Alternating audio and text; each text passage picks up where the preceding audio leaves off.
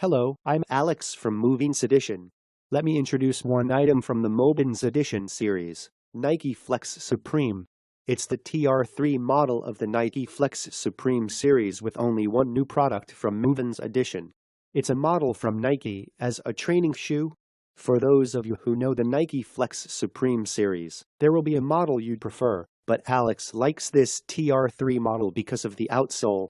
It's a product that is thought to be suitable for training with light material. The signature on the back is very pretty. Nike's outsole. It doesn't matter if it's indoor or outdoor depending on how you feel, but I think you can use the function of outsole in indoor. This was a new product from MovinsEdition that only had one product, and it was from Nike Flex Supreme. Did you enjoy it? It's a new product owned only by MovinsEdition, and the outsole is the TR3 product of the Nike Flex Supreme series that is suitable for training. Have a nice day.